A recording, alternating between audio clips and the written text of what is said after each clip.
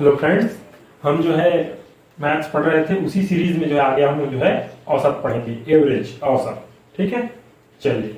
औसत क्या होता है? ठीक है, औसत क्या होता है?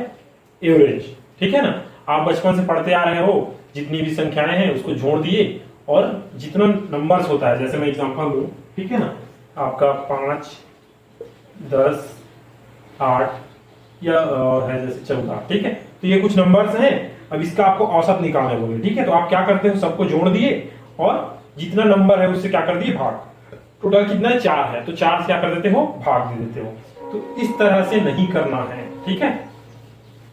तो कैसे करना है, तो उसी को हम क्या है, सीखेंगे। ठीक है, एग्जाम में आपके पास बहुत कम समय होता है, ठीक है ना। आप उसको सबको जोड़ो फिर भाग दो, ये सब करने का टाइम नहीं रहता है।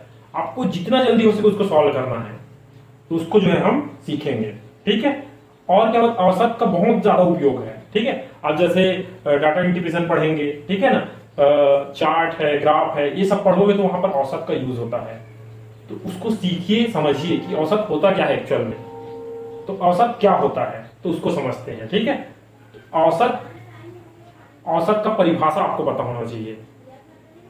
औसत सभी पढ़ते हैं, ठीक है ना, लेकिन परिभाषा में फोकस ही नहीं करते, परिभाषा में ध्यान ही नहीं देते हैं, या कहूं कि परिभाषा कोई चर्चा ही नहीं करता परिभाषा की। जबकि मेन क्या होना चाहिए, परिभाषा होना चाहिए। औसत का परिभाषा जिसको पता है वो औसत का जितना भी क्वेश्चन है उसको इजीली कर सकता है। आपको परिभाषा पता होना चाहिए, लेकिन परिभाषा की कोई चर्चा ही नहीं करता है।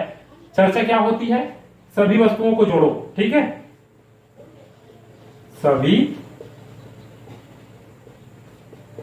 वस्तुओं का योग बटे क्या होता है, कुल, कुल वस्तु। यही करते आ रहे हैं बचपन से, लेकिन हमको समझ के करना है। ये कॉम्पिटिशन एग्जाम है, यहां पर आप ये इस तरह का करने का कोई सेंस नहीं बनता है, या इस तरह का करने से कोई उतना ज्यादा लाभ नहीं होता है। हमको इस पर फोकस करना है, इस पर नहीं। इसको छोड़िए, ठीक है ना, इसको छोड़िए और समझ कर करने का प्रयास करिए। ये मेथड काम नहीं आने वाला है कॉम्पिटिशन। आपके पास टाइम ही कहां होता है कि ये सब करते रहें। तो ये सब छोड़िए, ये करना है हमको, परिभाषा। तो परिभाषा पे मैं फोकस करूंगा। परिभाषा को ध्यान में रखिए, इससे हर क्वेश्चन इजीली बन जाएगा। क्या है परिभाषा, चलिए देखते हैं क्या है परिभाषा। All the item are distributed equally. ठीक है, जितनी भी वस्तुएं हैं उसको समान रूप से बांटना।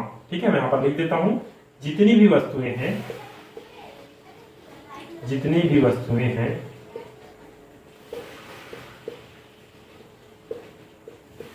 उसे समान रूप से बांटना।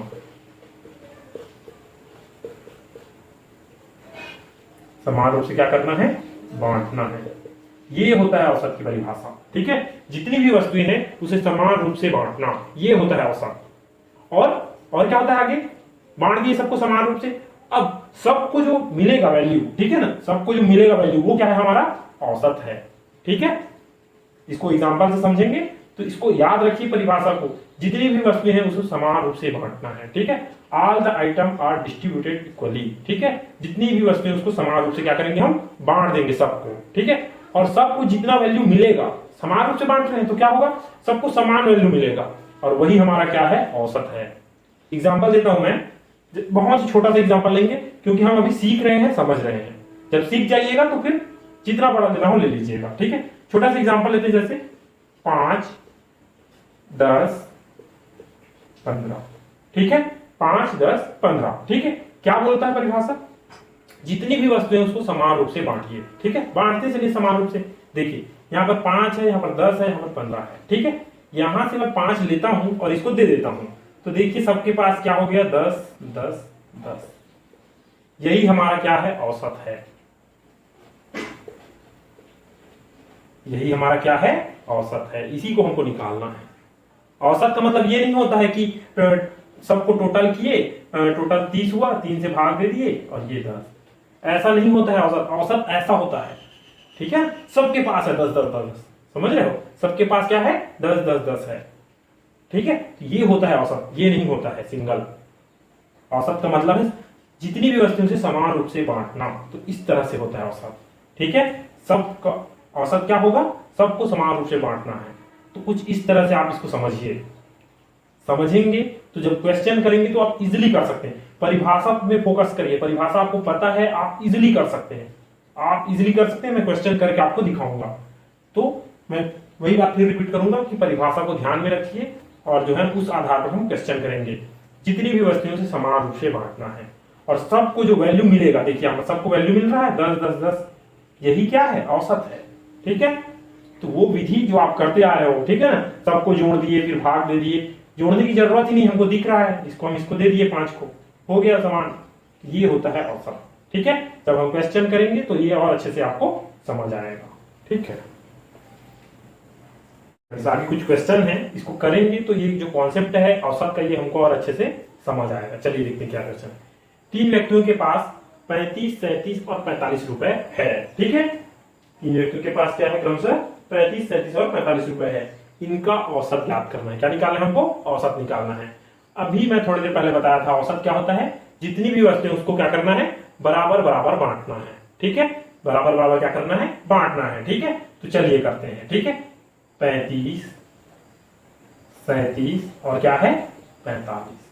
ठीक है, हमको क्या करना है, बराबर बांटना है। ठीक है, मैं मान के चलता हूं कि बराबर बांटना है, तो इसके पास है 35, इसी को बेच लेते हैं। चलिए ठीक है, देखिए इसको जोड़ने की जरूरत नहीं, भाग देने की जरूरत नहीं। इसके पास क्या है 35, इसके पास भी 35 है, इसके पास भी 35, लेकिन इसके पास 35 से 2 ज्यादा है।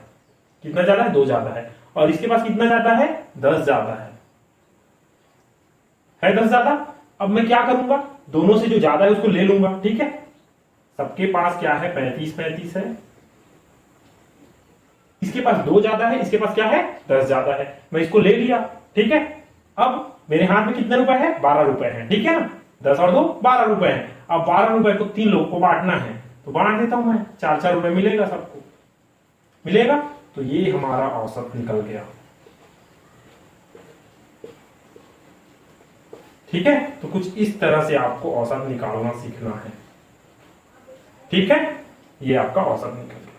जितनी भी वस्तुएं हैं उसको बराबर बांटिए और प्रत्येक को जो मिलता है, ठीक है ना, वो हमारा क्या होता है, औसत। ठीक है, तो ये हमारा आंसर है। ठीक है ना, औसत कभी भी सिंगल नहीं होता है। ठीक है ना, तो ये आपका औसत है। इसको औसत कैसे लिखेंगे, औसत बराबर 39। ठीक है, चलिए आगे देखते हैं। दूसरा नंबर क्वेश्चन है, 15 सदस्यों का औसत।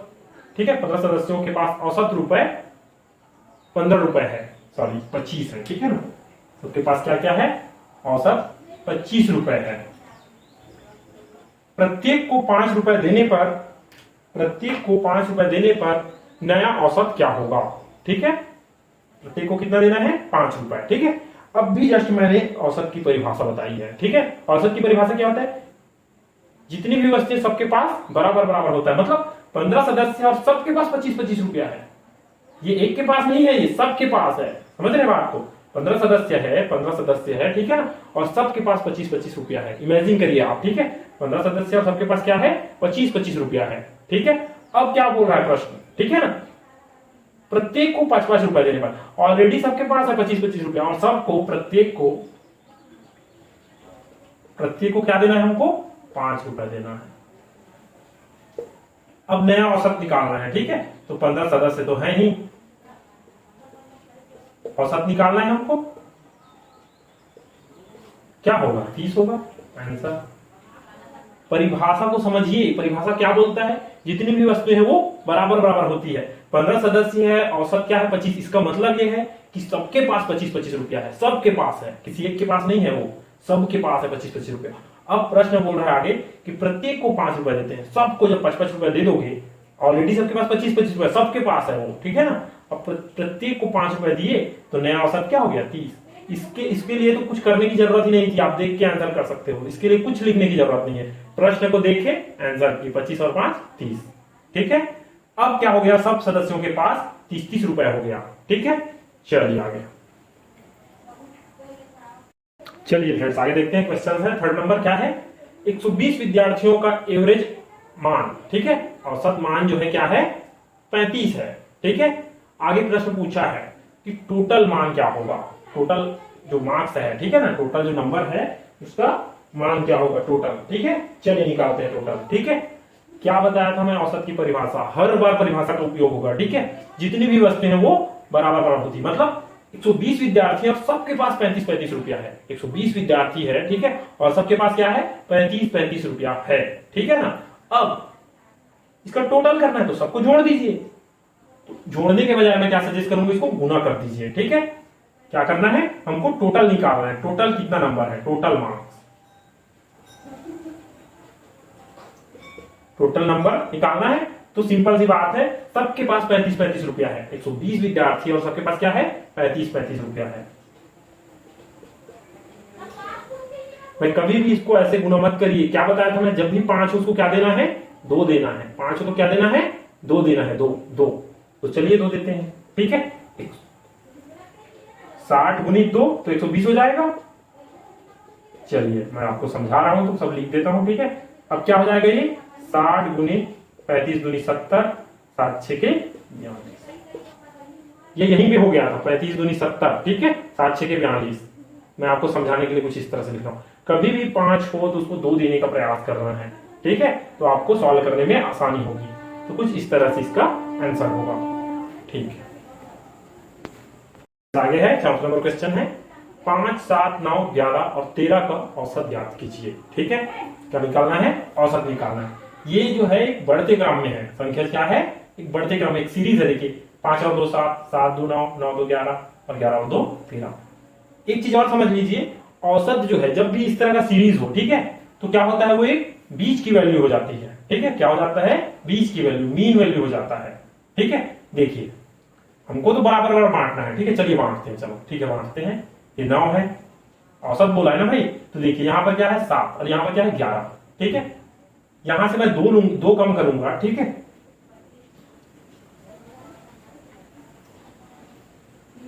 यहां से मैं 2 ले लेता हूं। ठीक है, और इसको दे दिया मैं। ठीक है, इसको भी 9 कर देते हैं, तो यहां से कितना निकलेगा फिर 4, इसको दे दिए 4 को, ये भी 9 हो गया। ठीक है, तो औसत क्या होता है, कभी कभी जब वो सीरीज में हो, जब कभी भी बढ़ते क्रम में हो, तो वो क्या होता है, बीच की वैल्यू होती है। ठीक है, इसको क्या करना है, आपको याद रखना है, इसको समझिए। इसको जब भी कभी भी बढ़ते क्रम में हो, जैसे 1 2 3, ये एक बढ़ते क्रम में है, तो यहां पर औसत क्या हो जाएगा, 2 हो जाएगा, क्योंकि यहां से 1 इसको दे देंगे, ये क्या हो जाएगा, 2 हो जाएगा सबके पास, तो ये हो जाएगा औसत। कभी भी जैसे 2 4 6, ठीक है, ये बढ़ते क्रम में है, एक इसके पास एक पैटर्न है। ठीक है, 2 और 2 4, 4 में फिर 2 ऐड किए 6। तो जब भी इस तरह का सीरीज हो तो इसमें बीच की वैल्यू निकालना है। क्या निकालना है हमको, बीच की वैल्यू। तो कुछ इस तरह से आप निकाल सकते हो। डायरेक्ट आंसर करिए, ज्यादा सोचने की कोई जरूरत नहीं। हमारे पास एग्जाम में टाइम ही नहीं होता कि ये सब करते रहे। ठीक है, गुना भाग। तो कभी भी इस तरह का सीरीज हो तो आपका बीच का वैल्यू आंसर हो जाए, चाहे वो कितना भी लंबा हो। जैसे मान लो सम संख्या है, जैसे 2 से लेकर 2 4 6 8 10, ठीक है 12। देखिए यहां पर 3, इधर भी 3, बीच में क्या हो जाएगा, यहां पर 7 होगा, क्योंकि ये क्या है, ये 6 नंबर है। अगर यही जो है एक और ऐड कर ले 14, तो इधर भी 3 इधर भी 3। ठीक है, तो बीच की वैल्यू का क्या हुई, 8 आंसर। तो इसको समझिए कि औसत मीन वैल्यू भी होता है। क्या होता है, औसत जो है, औसत मीन वैल्यू, बीच की वैल्यू भी होता है। ठीक है, इसको समझिए। इसको एक तो हमने समझ लिया औसत की परिभाषा, एक दूसरी चीज और आपको समझना है, मीन वैल्यू। औसत जो है बीच की वैल्यू होता है। अगर इस तरह का है, ठीक है, विषम में भी ले सकते हैं आप, 1 3 5 7 9, विषम संख्या है, यहां पर औसत क्या होगा, 5 होगा। ठीक है, तो आप कैसे भी हो इसको समझ सकते हैं। ठीक है, चलिए फ्रेंड्स इसको और अच्छे से देख लेते हैं। 4 नंबर क्वेश्चन आपने समझ लिया, जितनी भी वस्तुएं उसको बराबर बांटिए। या औसत क्या होता है, मैंने अभी बताया, औसत जो है मीन वैल्यू होता है। औसत क्या होता है, मीन वैल्यू, बीच की वैल्यू भी होती है। ठीक है, तो बीच की वैल्यू होती है, तो इसमें बीच की वैल्यू क्या है, 9। ठीक है, लेकिन एक सीरीज होना चाहिए, नंबर में क्या होना चाहिए, एक सीरीज, बढ़ते क्रम में। यहां पर देखिए ये सम संख्याओं का सीरीज है। ये क्या है, ये सम संख्याओं का सीरीज है, 2 4 6 8 10। ठीक है, तो देखिए बीच में क्या हो जाएगा, ये देखिए 6 होगा। ठीक है, इसमें देखिए ये विषम संख्याओं का सीरीज है। यहाँ औसत क्या होगा, औसत मीन वैल्यू भी होता है, बीच की वैल्यू, ठीक है। तो यहाँ पर 5 होगा। उसी तरह से यहाँ पर देखिए, ये एक सामान्य संख्या है, प्राकृत, ठीक है, प्राकृत नंबर है, तो यहाँ पर औसत क्या होगा, 7 होगा। तो इसको भी समझिए कि औसत जो है क्या होता है, एक मीन वैल्यू भी होता है, ठीक है। चलिए फ्रेंड्स आगे देखते हैं। ये कुछ एक लंबा सीरीज है, ठीक है ना, 1 2 3 4 5 6 ऐसा करके 61 तक है, ठीक है। अब इसका औसत निकालना है, ठीक है। छोटा छोटा है तो उसको तो इजीली कर लेते हैं, ठीक है ना। लेकिन जब बड़ा हो तब क्या करना है, जब बड़ा हो तब क्या करना है, तो इसके लिए मैं ये सजेस्ट करूंगा, ये नंबर सीरीज एक बढ़ते क्रम में है, ठीक है। यहां पर आप प्रथम संख्या को लीजिए और अंतिम संख्या को लीजिए। दो संख्या को ले रहे हैं हम, प्रथम संख्या और अंतिम संख्या बटे क्या करना है, दो संख्या को ले रहे हैं तो 2, तो हमारा क्या आ जाएगा आंसर, 1 + 61 बटे 2 बराबर क्या होगा 31 आंसर, ठीक है। अब ये हो कैसे रहा है इसको भी समझिए, ये हो कैसे रहा है, क्योंकि हमको समझना है, एग्जाम में बिना समझे आप नहीं कर पाओगे, ठीक है। चलिए देखते हैं। मान लीजिए एक छोटा सा लेते हैं ताकि आप समझो, 1 2 3 4 5। देखिए कभी भी अगर 5 हो, ठीक है, 5 संख्या है तो यहां पर बीच का वैल्यू निकल रहा है 3, दिख रहा है 3। देखिए यहां पर 5 और 1 6, 6 का आधा 3, 5 और 1 6। कभी भी बढ़ते क्रम में हो तो कुछ इस तरह से होता है, ठीक है। यहां से 1 इसको दे देगा, 5 जो है इसको 2 दे देगा। क्या हो रहा है, यहाँ पर 1 दिया जा रहा है, यहाँ पर 2 दिया जा रहा है, ठीक है। इसीलिए यहाँ पर हम ऐसा किए हैं कि प्रथम संख्या प्लस अंतिम संख्या। देखिए प्रथम संख्या क्या है 1 और अंतिम संख्या है 5, 5 और 1 6, 6 का आधा 3, ठीक है। 5 और 1 6 और 6 का आधा 3, ये क्या है हमारा मीन वैल्यू। तो यहां भी वही हो रहा है, 1 और 61, ठीक है, दोनों ऐड हुए 62 हुआ, और 62 का आधा क्या हो गया 31। तो समझिए इसको, प्रैक्टिस करिए, क्योंकि एग्जाम में कुछ इस तरह क्वेश्चन भी आते हैं, ठीक है। चलिए फ्रेंड्स आगे क्वेश्चन है, प्रथम 5 अभाज्य संख्याओं का औसत ज्ञात कीजिए, ठीक है। प्रथम 5 अभाज्य संख्या क्या है, अभाज्य संख्या है, ठीक है ना। अभाज्य संख्याएं क्या है, तो 2 है, 3 5 7 11, ठीक है। क्या है अभाज्य संख्या, ये किसी से भाग नहीं जाता है, ठीक है। तो अभाज्य संख्या में कोई नियम नहीं लगता है, आप उसमें कुछ नहीं कर सकते अभाज्य संख्या में, ठीक है। ये बढ़ते क्रम में भी नहीं होता है, ठीक है ना। अभाज्य संख्या खुद में ही एक अलग ही नंबर है, ठीक है। यहाँ पर आपको क्या करना पड़ेगा, यहाँ पर सिंपल आप इसको ऐड करिए और 5 से डिवाइड करिए, ठीक है। लेकिन ऐसे ऐड नहीं करना है, समझ के करना है, ठीक है ना। ऐड भी करना है तो समझ के करना है, ठीक है। चलिए करते हैं। तो ये देखिए 7 3 10, ठीक है, और 11 है, 11 और 5 16, 16 और 2 18, 18 और 10 28, कितना है 5 है।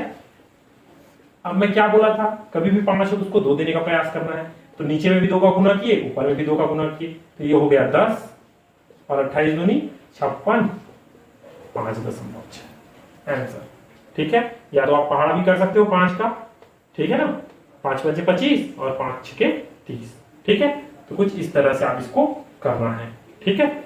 चलिए आगे आगे है, प्रथम 9 अभाज्य संख्याओं का औसत ज्ञात कीजिए। मैं अभी जस्ट बताया था कि अभाज्य संख्या में कोई नियम नहीं लगता है, बस उसको लेकिन आप समझ के करिए, क्या करना है उसको हमको समझ के करना है। चलिए करते हैं। 2 3 5 7 11 13, ठीक है, 17 19, कितना हुआ 3 3 6, और क्या होगा आगे, आगे होगा 23, ठीक है। कुछ इस तरह से आप जो है अभाज्य संख्याएं ये कर सकते हो, ठीक है ना। इसको आपको याद रखना है माइंड में कि कौन कौन संख्याएं जो है, ये आप प्रैक्टिस करोगे तो हो जाएगा, ठीक है ना। ये सब अभाज्य संख्याएं हैं जो किसी से भाग नहीं जाती। अभाज्य संख्या में कोई नियम नहीं लगता है, उसको अपना ही अलग नियम होता है, ठीक है ना। टोटल कितना है 9 अभाज्य संख्या, ठीक है। चलिए ऐड करना है थोड़ा समझ के, देखिए 13 और 7 20, ठीक है, 17 3 20, ठीक है ना। ये क्या हो गया हमारा 20, ये भी क्या हो गया 20 हो गया, ठीक है। और आगे, और देखिए इसको हम दे देते हैं इसको, तो ये क्या हो गया 25, ठीक है। अब देखिए 20 20 40, 40 और 20, यहाँ पर 20 है, 40 और 20 क्या हो गया हमारा 60, ठीक है। 60 और 20, देखिए ये 5 5 और बनेगा, ठीक है। इसको ऐसा करते हैं, ठीक है। तो देखिए 20 और 20 40, 40 और 30 70, 70 और 30, ये भी 30 बनेगा। तो ये टोटल हो रहा है 100। इस तरह से ऐड करना है, ना कि सबको ऐड करने लग गए। ऐड करना है तो उसको भी दिमाग से करिए, ठीक है ना। क्या किया मैं सबसे पहले, 13 और 7 का बन गया जोड़ा 20, इसका बन गया जोड़ा 20, इसका भी जोड़ा बन रहा है 25, यहां से 5 ले लिए तो ये क्या हो गया 30, ये भी जोड़ा बन रहा है 30 का, 30 30 60, ठीक है। 60 और 40 100, टोटल कितना नंबर है 9। कभी भी 100 को 9 से भाग दोगे तो इसको एकदम दिमाग में रख लीजिए, इसको 11 सही 1/9। प्रैक्टिस करोगे आ जाएगा। कैसे, तो 9 से कितने बार में जाएगा, 11 नहीं 99, ठीक है। 9 11 99, ठीक है। एक बचा शेष, तो कुछ इस तरह से। इसी को एक चीज और याद रखिए, कभी भी आप 100 को 11 से डिवाइड करोगे तो 9 सही 1/11 आएगा। ये इतनी बार आएगा संख्याएं, ठीक है। जब हम प्रैक्टिस करेंगे तो ये आपको इजीली याद हो जाएगा, ठीक है। तो हमारा आंसर क्या है ये। और कभी भी अगर 11 से डिवाइड करोगे तो 9 सही 1/11 प्राप्त होगा, ठीक है। चलिए आगे। तो अभाज्य संख्याओं में कोई नियम नहीं लगता है आपको, लेकिन उसको ऐड करना है तो समझ के करिए ऐड, ठीक है, ताकि आपको कोई लोड मत हो माइंड में, ठीक है फ्रेंड्स। तो इसको आगे और जो है हम समझेंगे, औसत क्या होता है, कैसे होता है। औसत का परिभाषा ही मेन है। औसत का क्या है, परिभाषा। परिभाषा को दिमाग में रखिए, वीडियो के एक दो बार जो है आगे पीछे करके देखिए, अच्छे से समझिए परिभाषा को, कि जितनी भी वस्तुएं उसको क्या करना है, हमको बराबर और बांटना है, ठीक है। औसत का परिभाषा ही मेन है। परिभाषा से पूरा क्वेश्चन जो है इजिली आप सॉल्व कर सकते हो, ठीक है। तो इस वीडियो को शेयर करें, चैनल को सब्सक्राइब करें, और जो है आगे हम इसको अच्छे से पढ़ते रहेंगे। जय हिंद फ्रेंड्स।